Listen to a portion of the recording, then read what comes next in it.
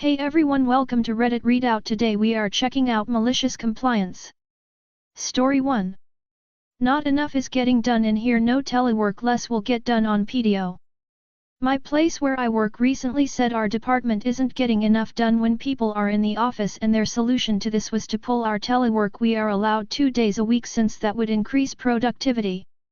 Thing is that our department travels a lot of, we get comp time for all of this travel, so people have over 100 hours of comp time, not including PTO. Now since telework is not allowed, people are taking off 2 days a week for mental health days since that is allowed, and on a normal day in the office a department of 20 will have about 2 to 3 people in the office, and the higher ups are complaining that they can't do anything about it, but now people are taking off 2 days a week, nothing is getting done at all. Wonder how long until telework is given back at this point? Story 2. At least that's what I was told. First off, I write like I talk and I'm terrible at spelling, but I are smart. I'm not sure if I can mention the company, and I don't really remember names, but the situation was easy to remember for me. At the time I started I was the youngest tech in the building. I got paid a lot of money for doing a lot of nothing. A lot of managers didn't like that because they had been there for years, and off top I'm making more than some of the veteran managers in the same facility. Few years go by, few raises have happened, a few faces have come and gone, and we get this new manager. What's her title? No one knows. I think they made one for her. She comes in making the stupidest rules. You should be standing so you can get to the problem faster, but in this job you can go hours without problems. We did preventative maintenance every night even if we didn't use that particular machine, and we were pretty good about doing it, so we didn't have problems.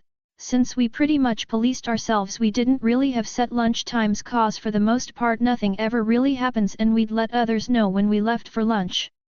This one particular day more than half the staff went on lunch around the same time, and one of the main machines went down. I remove my radio when I'm on break, and that's my right to do. At least that's what I was told in the beginning. I was returning from lunch heading towards the clock, and I guess she saw me first or whatever happened. Why didn't you answer your walkie? It was off cause I was at lunch. Well, we needed all hands for this machine breakdown, but I was at lunch. Next time answer your walkie even if you're on lunch. Okay, but I'm just gonna tell you I'm at lunch. So I proceeded to clock in, and then I went to the bathroom.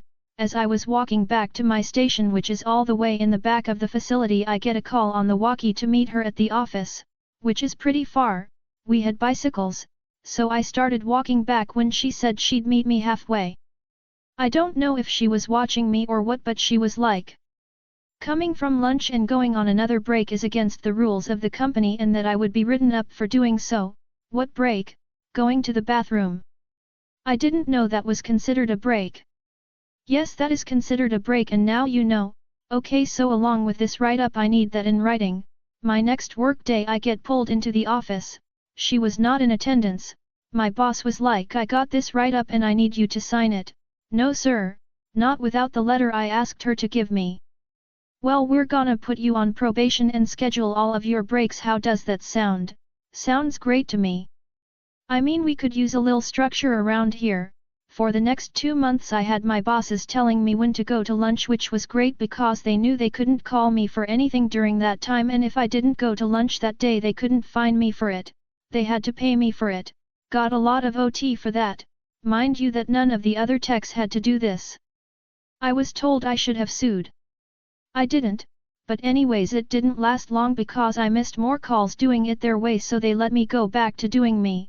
Sadly, I quit that job shortly after, partly because of Mrs. Mystery Manager. I have another story with Mrs. Mystery Manager. Let me know if you wanna hear it. Okay, so update or flashback. So MRS Mystery Manager didn't seem like she had a tech background. She seemed more like a clerk, because even though techs are meticulous, they don't have time to be all micromanagey. There's 3 ways to learn this job. I can teach you, but hopefully you understood the 6 words I've said the whole time. You can stand back and watch, or the building is on fire and you better do something. After the 2 months had passed I felt invincible. All I had to do was show up on time and leave on time. There wasn't anything they could say to me. I was actually really good at my job. Anything that took me more than 10 minutes to fix was out of my league, and there should have been a master tech there. but at this point it seemed like she was out to get me, so much so that one of the other managers noticed and would tell me to stay out of her way, but it wasn't me. She was showing up to calls and coming out and watching me smoke on my breaks, just ending up in places that no other managers would be, which is how she ran across the hazmat spill. She called me specifically, which is uncommon, got there and she was like, clean this up. I was like, cool, let me go get the caution tape, the hazmat bucket, the shovel, blah blah blah, you know, by the book, cause at this point it's gotta be a setup. She says, you don't have time for that, just get some paper towels and just wipe it up before it gets to being a bigger mess. We had custodians that were trained to handle hazmat spills, so I said, do you know what this is? She said no, so I said, ain't no way, I'm just going to put my hands in a foreign liquid because you say so.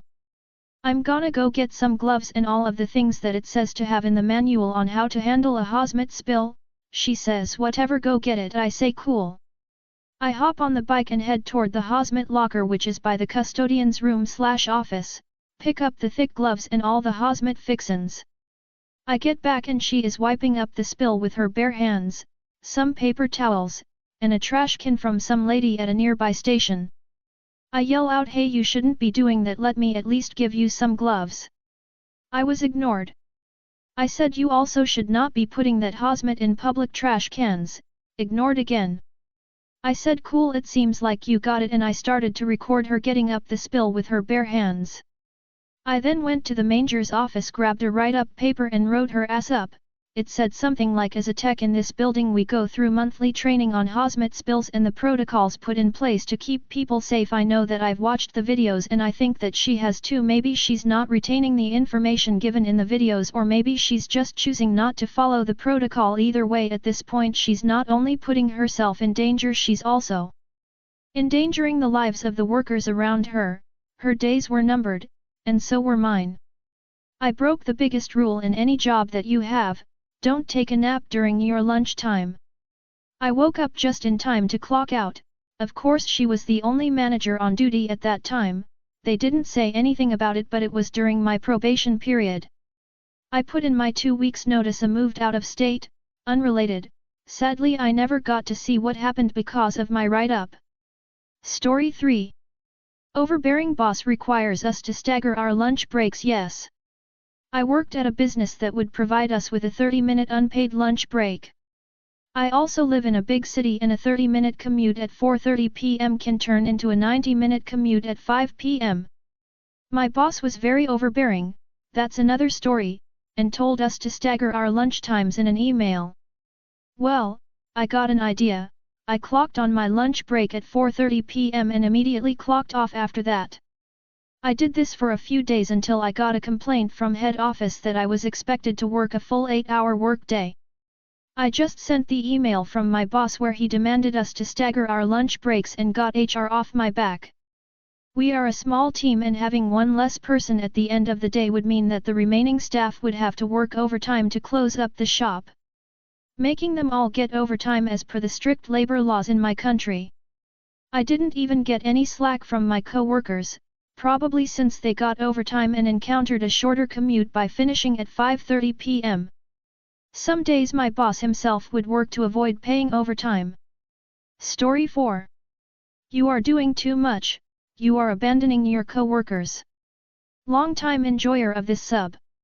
I have finally found a position and company that I actually mostly enjoy, and I thought, why not share the reason that I actually found this almost heaven?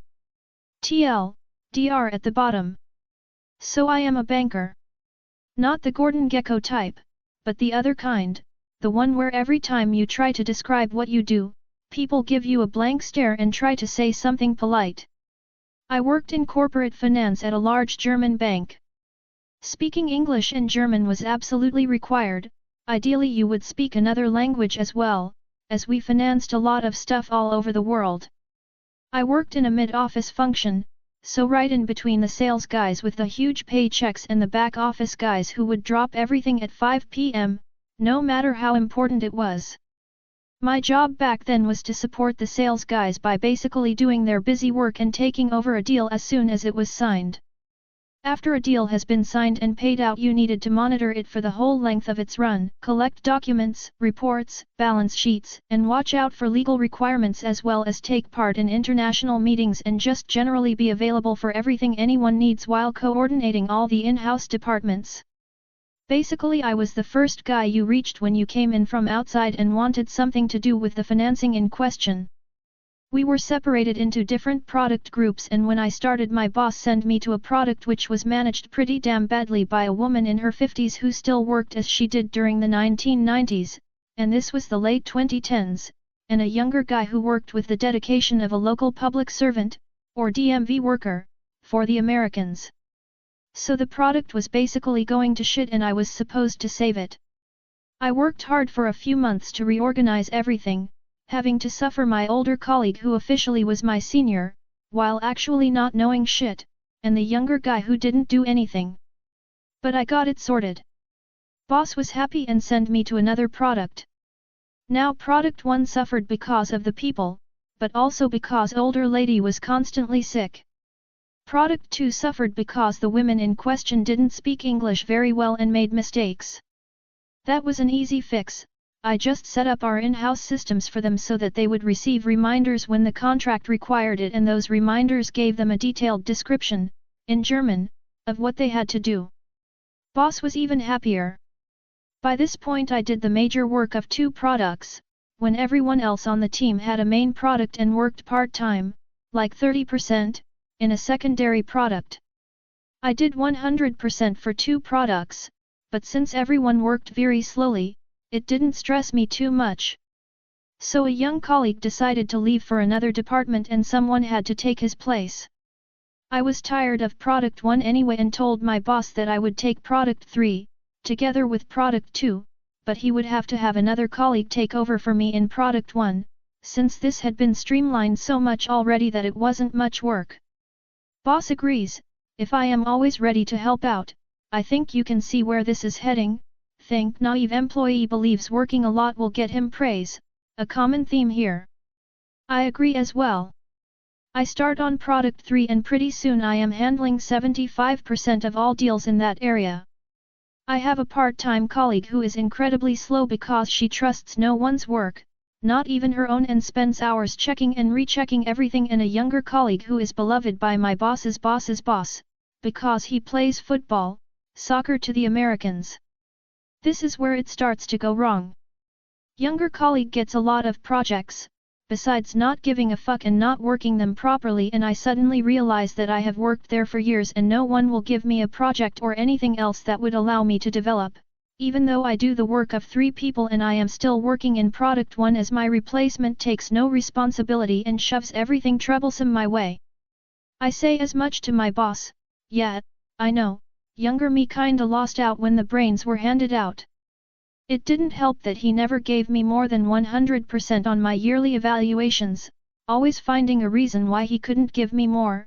Mostly it was because it would have been unfair for everyone else and I wanted to please, so I didn't say anything, while I found out that the young football guy routinely got 125% while doing far less than I did. My boss was completely understanding and nice and said that something will come. Now I am constantly angry and depressed and it's starting to affect my health.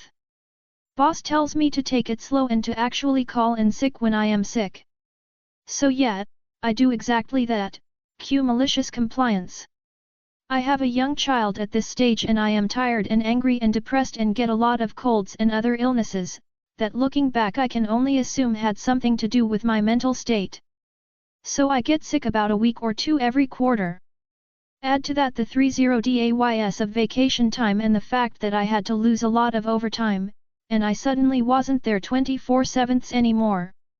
And it turns out that my colleagues are not only not able to do their own jobs without me constantly supporting them, they are definitely unable to do my job as well, because I had taken on so much responsibility. It became pretty clear that all the so-called seniors, a job I was denied, as someone would have had to leave before I could get it, completely relied on me. No one could get my Excel tables to work. I still don't get why people don't just Google stuff. Excel isn't exactly rocket science, and deadlines were being missed left and right. I kind of hoped that this would cause the bosses to realize how important I was. But instead all the colleagues complained that I was constantly absent and I actually came back to a very negative place that hated me, and a boss who wrote he abandoned his colleagues in my performance review, even though that sort of thing would get thrown out by any HR in Germany. Second, malicious compliance. I got really angry and told my boss that instead of blaming me, he should see what I actually did for the team and how it wouldn't even work properly without me. He was polite about it but basically said they don't need me, I am just one of the guys there. So I quit and I am beyond grateful I did. I now have a job in a local bank 20 minutes from where I live, instead of 1-1,5h, they actually care about their customers and their employees. Everyone tries to work constructively with everyone else, and when we meet for drinks it's actually nice and has nothing to do with work. Here no one gives a shit about education or rank, and it's the first time in my life that I don't dread going to work. Dr. Did a great job, got told to slow down because I am not special, slowed down and made people realize they suck, they turned it around and blamed it on me, got told I am not special, I quit and left then to their own devices. That's all for today. Please don't forget to like and subscribe.